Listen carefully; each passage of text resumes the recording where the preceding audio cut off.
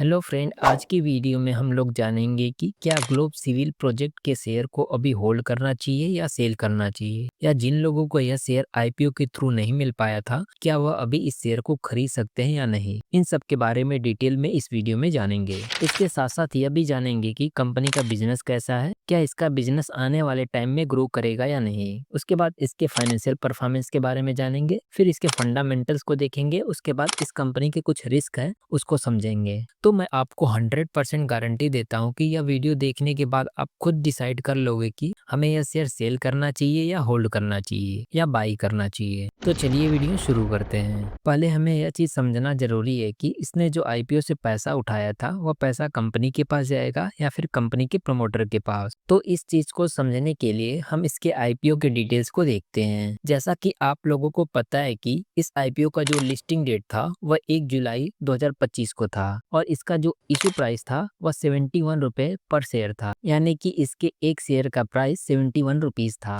और जब 1 जुलाई को यह शेयर स्टॉक मार्केट पर लिस्ट हुआ तो यह 90 रुपए पर शेयर के प्राइस पर लिस्ट हुआ, यानी कि लिस्ट होते ही 26% का जबरदस्त रिटर्न दिया। यह कंपनी आईपीओ से टोटल 119 करोड़ रुपए जुटाई है और इसका सेल टाइप है फ्रेश कैपिटल, यानी कि कंपनी नए फ्रेश शेयर इशू कर रही है ताकि वह डायरेक्टली पैसा रेज कर सके। इसमें क्या होता है कि जो पैसा इन्वेस्टर्स देते हैं वह सीधा कंपनी के पास जाता है, न कि प्रमोटर की जेब में। तो इन सारे पैसे का यूज कंपनी अपने बिजनेस को बढ़ाने में, लोन चुकाने या नए प्रोजेक्ट में इन्वेस्ट करेगी। तो यह थी आईपीओ से रिलेटेड डिटेल्स। अब हम लोग यह समझते हैं कि आईपीओ के द्वारा जुटाए गए पैसे का यूज कंपनी कहाँ करेगी। पहला ऑब्जेक्टिव है कि यह कंपनी 75 करोड़ का यूज अपने डेली काम चलाने के लिए करेगी, जैसे वर्कर्स को सैलरी देना, रॉ मटेरियल खरीदना और साइट के छोटे मोटे खर्चे संभालना। दूसरा ऑब्जेक्टिव है कि यह कंपनी 14.26 करोड़ रुपए का यूज नए कंस्ट्रक्शन मशीन्स और इक्विपमेंट खरीदने के लिए करेगी,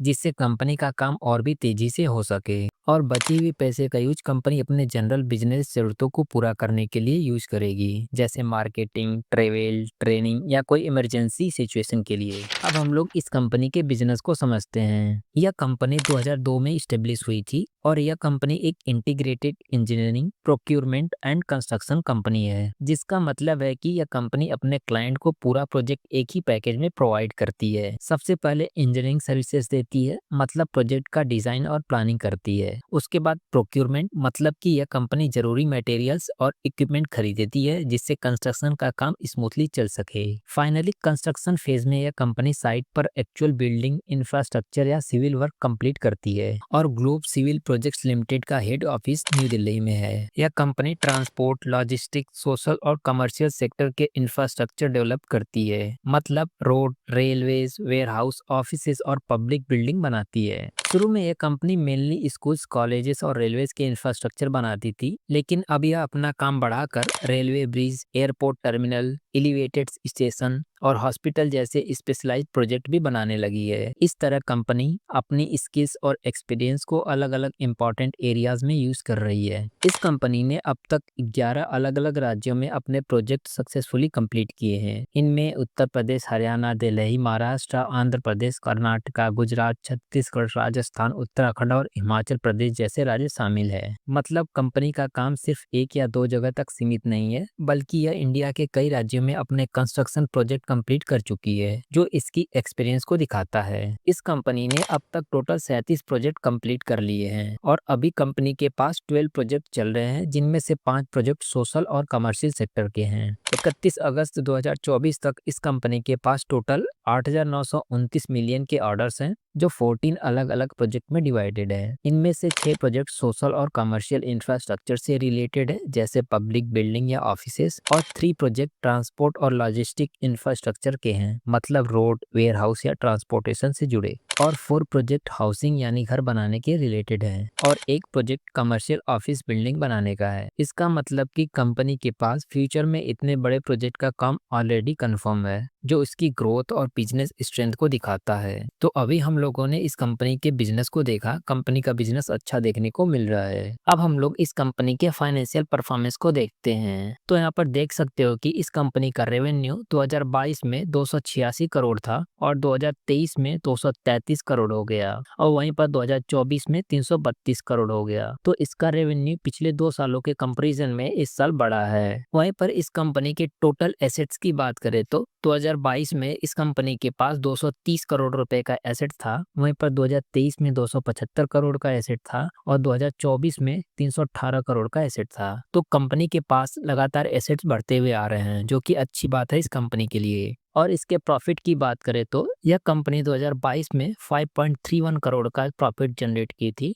2023 में 4.99 करोड़ रुपए का प्रॉफिट जनरेट की थी, वहीं पर 2024 में 15.23 करोड़ रुपए का प्रॉफिट जनरेट की। तो कंपनी का जो प्रॉफिट है वो भी लगातार बढ़ते हुए आया है। पिछले 2 सालों के कंपैरिजन में 2024 में यह कंपनी अच्छा खासा प्रॉफिट जनरेट की है। तो इस कंपनी का फाइनेंशियल परफॉर्मेंस भी अच्छा देखने को मिल रहा है। अब हम लोग इस कंपनी के फंडामेंटल्स को देखते हैं। इस कंपनी का ROE यानी रिटर्न ऑन इक्विटी 21.95% है, जो कि अच्छा है। अगर किसी भी कंपनी का रिटर्न ऑन इक्विटी 15% या उससे अधिक है तो उसे अच्छा माना जाता है। वहीं पर इसका ROCE यानी रिटर्न ऑन कैपिटल एम्प्लॉयड 23.07% देखने को मिल रहा है, जो कि अच्छा है। अगर किसी भी शेयर का रिटर्न ऑन कैपिटल एम्प्लॉयड 15% या उससे अधिक है तो उसे अच्छा माना जाता है। और इसका डेब्ट टू इक्विटी रेशियो 1.60 है, जो कि 1 से अधिक है। इसका मतलब कि इस कंपनी के ऊपर थोड़ा कर्ज अधिक है, तो यह निगेटिव पॉइंट है इस कंपनी के लिए। वहीं पर इसका रिटर्न ऑन नेटवर्थ 19.80% देखने को मिल रहा है, जो कि ठीक है। और पैट मार्जिन इसका 4.59% है, जो कि डिसेंट है। और इबिडा मार्जिन 13.44% है, जो कि ठीक है। और इसका EPS यानी अर्निंग पर शेयर IPO से पहले 3.58 रुपीज था, वहीं पर IPO के बाद 3.97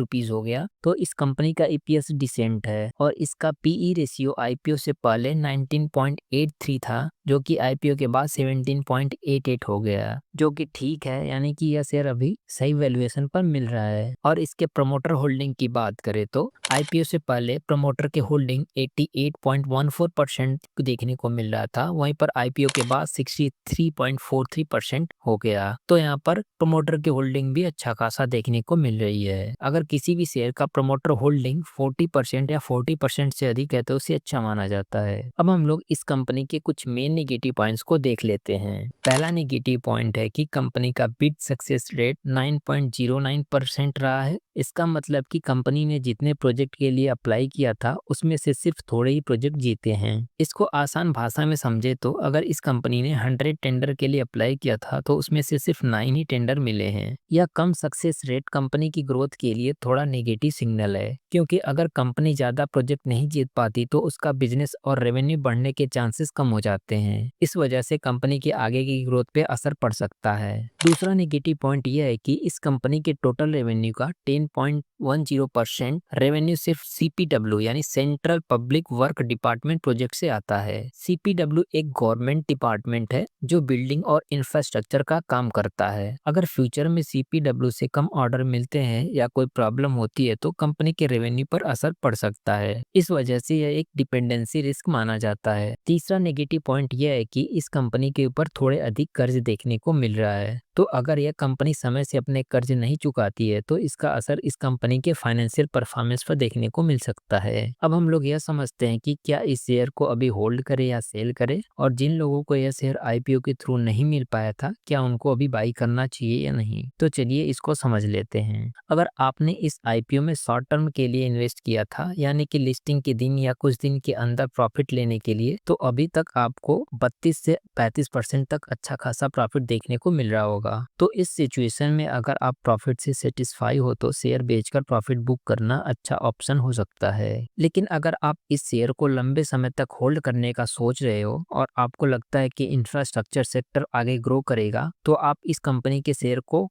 थोड़ा और समय के लिए होल्ड भी कर सकते हो। कंपनी का फाइनेंशियल परफॉर्मेंस ठीक है, ऑर्डर बुक स्ट्रांग है और काफी टाइम से काम भी कर रही है। लेकिन ध्यान रहे कि इंफ्रास्ट्रक्चर सेक्टर में थोड़ा रिस्क भी होता है, जैसे प्रोजेक्ट डिले, मार्जिन में प्रेशर या मार्केट का ओवरऑल मूड। इसलिए अगर आप शॉर्ट टर्म के लिए इन्वेस्ट किए थे तो प्रॉफिट बुक करना सही रहेगा, और अगर आप लॉन्ग टर्म इन्वेस्टर हो और आपको कंपनी पे भरोसा है तो होल्ड करना भी ठीक है। और अगर कंफ्यूजन हो तो आधे शेयर बेचकर प्रॉफिट बुक कर लो और आधे होल्ड करके रख सकते हो। और अगर आपको यह शेयर IPO के थ्रू नहीं मिल पाया था और अभी आप इसको बाई करना चाहते हो तो अभी बाई मत करना, क्योंकि जिन लोगों को ऑलरेडी बड़ा अमाउंट में प्रॉफिट हो रहा होगा तो वे बेचना शुरू करेंगे तो इसका शेयर प्राइस नीचे जाते हुए देखने को मिल सकता है। अभी इसका शेयर प्राइस स्टेबल नहीं हुआ है, कुछ दिन बाद इसका शेयर प्राइस स्टेबल हो जाएगा तो डिप में बाई कर लेना। तो बस इतना ही आज की वीडियो में। ऐसी और इन्फॉर्मेटिव वीडियो के लिए हमारे चैनल को सब्सक्राइब कर लेना और वीडियो अच्छी लगी है तो वीडियो को लाइक जरूर करना। चलो मिलते हैं नेक्स्ट वीडियो में अगले स्टॉक के साथ।